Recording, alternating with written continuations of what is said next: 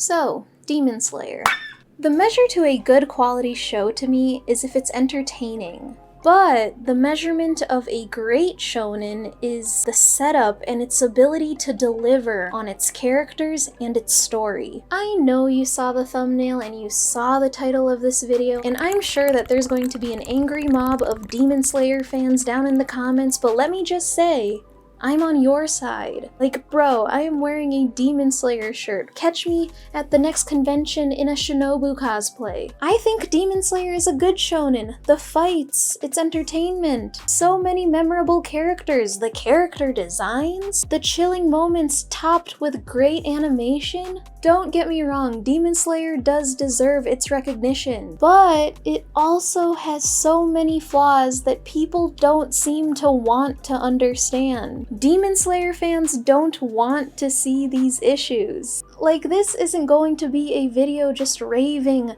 that Demon Slayer is only carried by animation. No, it's not. I want to talk about my feelings that I had after finishing season 2. Like, genuinely, I am so confused and I need to talk about it because it made me want to go back and watch season 1 so I can put together my thoughts about season 2. And now I'm just left really frustrated and ultimately disappointed, as hype-worthy as the last fight was. I want to praise it and hail it as such a great show like everyone else, but I genuinely can't.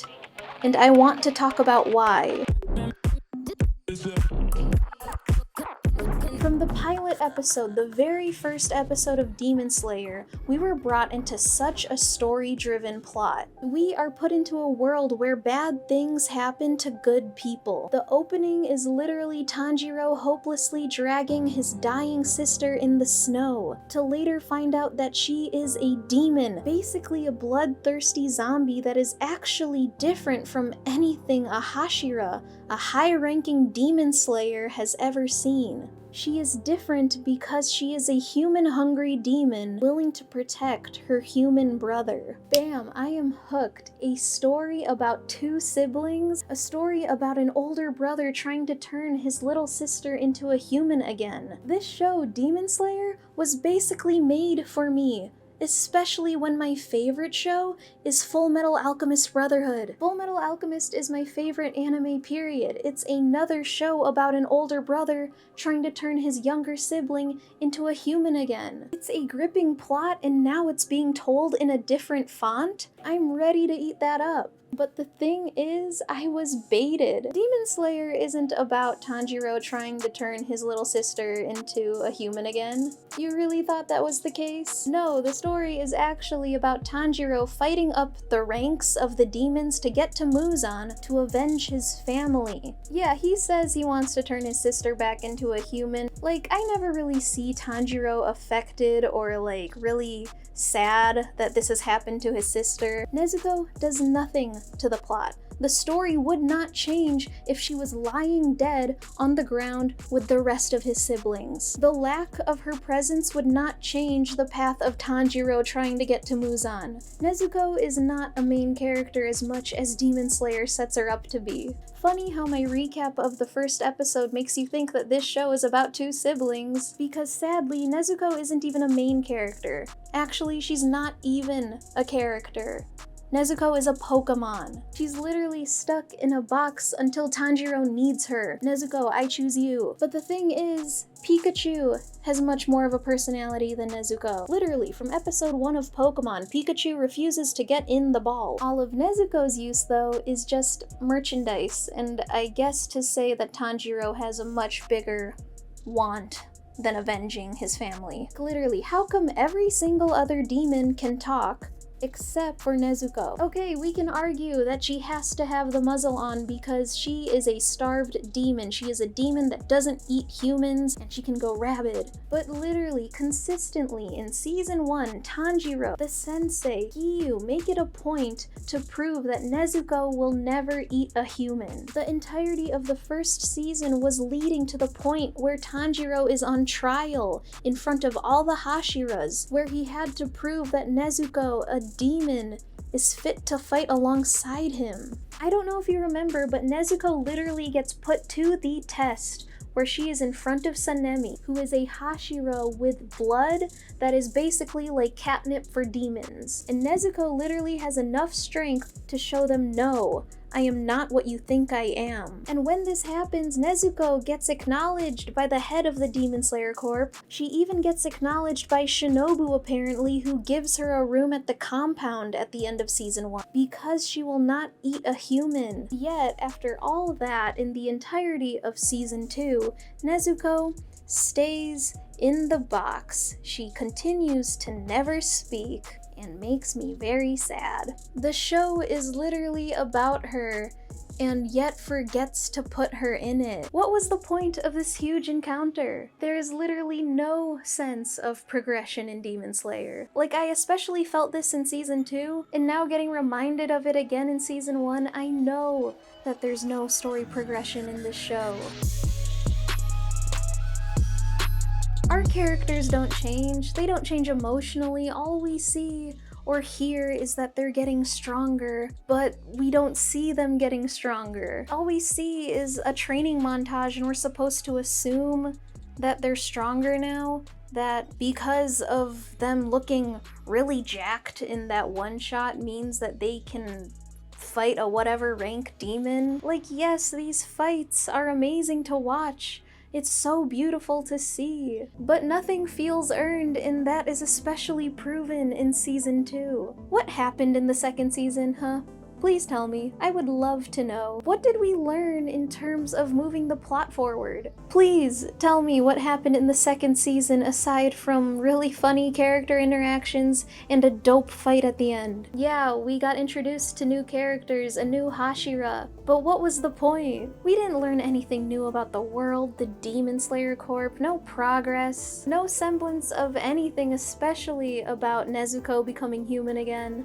Tanjiro, I guess, learned how to flame breathe. I'm putting it in quotes because he seemed to just know it already. He didn't really learn it. We didn't see him try to learn it. It was literally just suddenly what came out of his sword was a flame. Every power-up I've seen now just doesn't feel earned. There are so many points in this story where they could have actually put in character development instead of just comedy interactions. But no, instead of actually developing their characters, we got off-screen development for Zenitsu.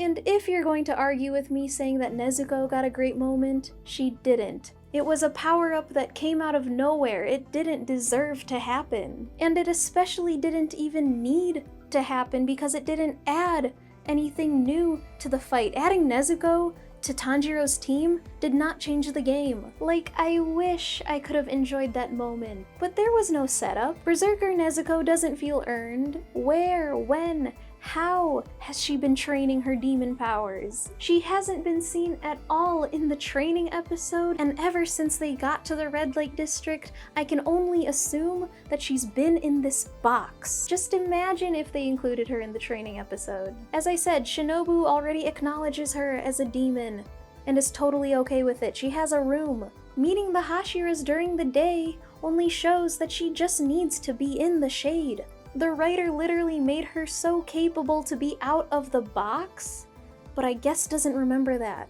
Like, imagine our boys helping her and removing the muzzle. Like, I don't know, pretend that they used Zenitsu as bait to help Nezuko get over her craving to eat humans despite herself being hypnotized. Let's forget about that, I guess. Like, we could see Tanjiro training his flame breathing and have all three boys versus Nezuko. Like, that would be so cool, and then there could be a moment where, like, a flower peeks out of her, like, wrist or something. That'll make the audience go like, oh? Oh? And then it goes away. And right there, that's a setup. And the Berserker mode is the payoff. Like, that would have been enough. It would have been amazing. But no, the only interactions we get with Nezuko is Tanjiro talking to the box this season. Like, there's barely even a fight with her at the end of episode 1, and then boom, we get lowly Nezuko and mommy Nezuko. I hate it. There are so many missed opportunities to make Nezuko an actual character when they've set her up to be a character. Like, literally, most of my thoughts in the training arc district was, where's Nezuko?